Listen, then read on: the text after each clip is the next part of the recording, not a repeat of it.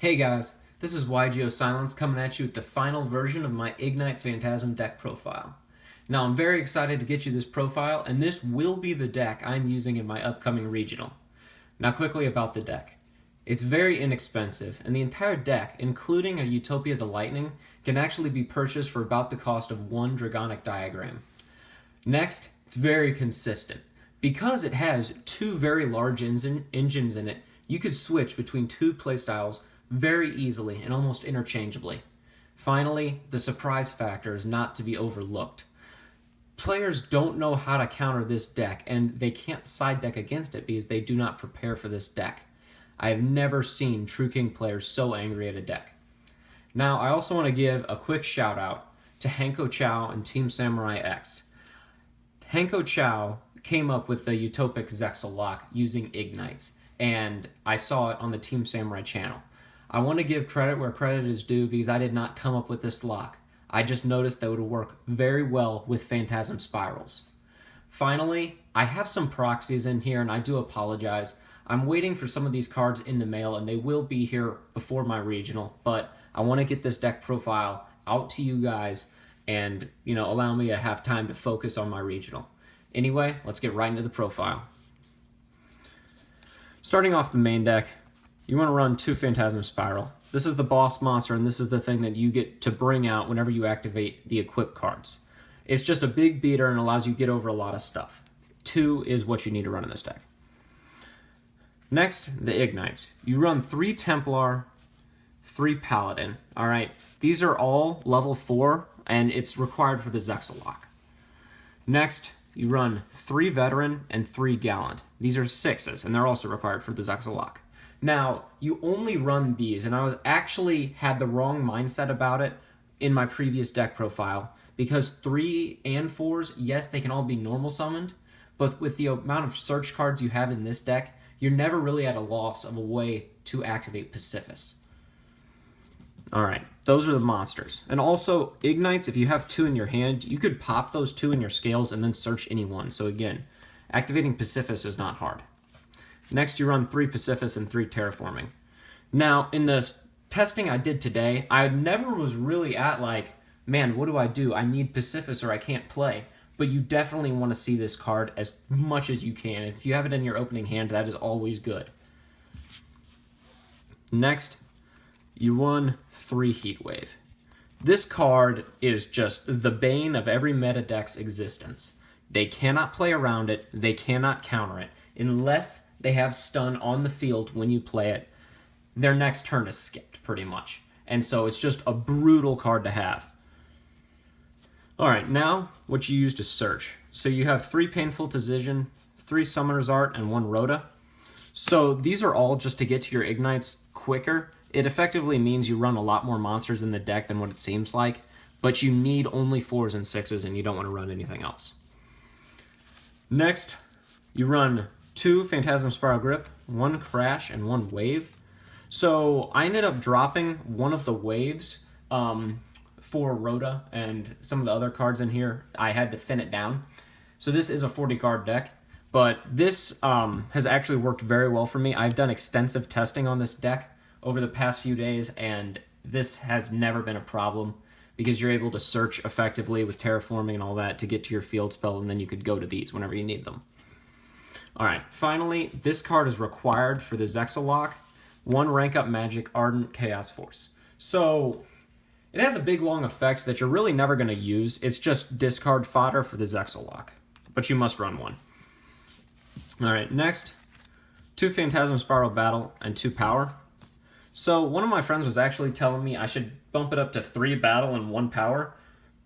And while I agree, Battle is much more effective during the run of play, a lot of times, the graveyard effect of Spiral Power has actually saved my butt and allowed me to bring a card out of the grave, such as Grip, which increased my monster's attack by 500 during the damage step. So it ended up killing their monster and then bringing out Phantasm Spiral Dragon. So its graveyard effect should never be overlooked. And also, you run 1 Skill Drain. Skill Drain OP, it's just a fantastic card. You must run a Skill Drain in this deck because it doesn't really affect you negatively. Alright. Next, going into the extra deck.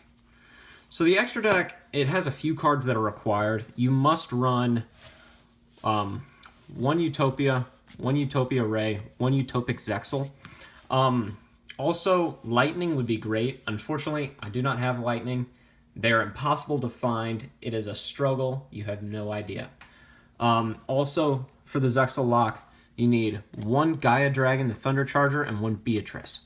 So, because Beatrice is at 1, you don't actually run any more than one of these cards in your extra deck. Because the True Kings are such an issue when you're playing Dinos, if they do end up gutting any one of these cards, you can't do the lock.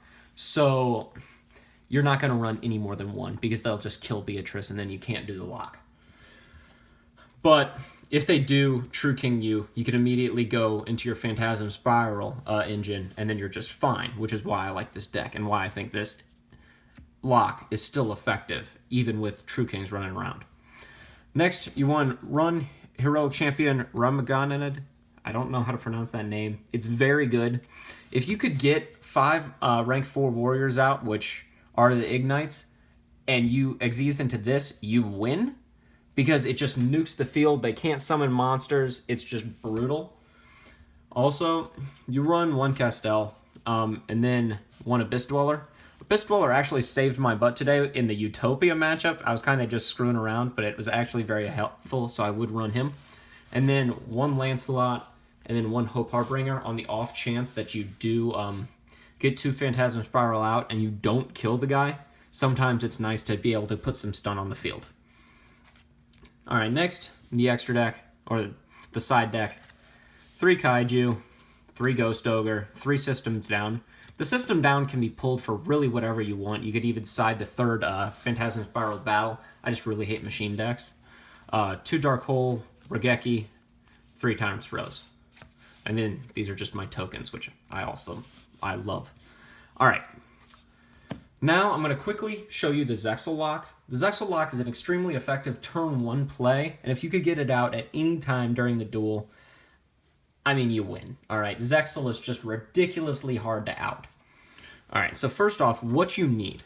You need 4 Ignites, with at least 1 being a different level than all the others. So you could have 3 6s, 1 4, 3 4s, 1 6, 2 of each. But if you have all 4 of 1 level, you can't do the lock. Alright, so first, and the last card, it doesn't matter whatever it is, alright? So first, set scale. Use the Ignite effect to pop, send to the top of the extra deck, and then search. So, search Gallant. Alright? Next, set scale, pop, search. Veteran. Alright? Then you have a high and low scale, alright, 2 to 7, and then you will pendulum summon everything. Alright? Now this is where it gets kind of interesting and a little complicated.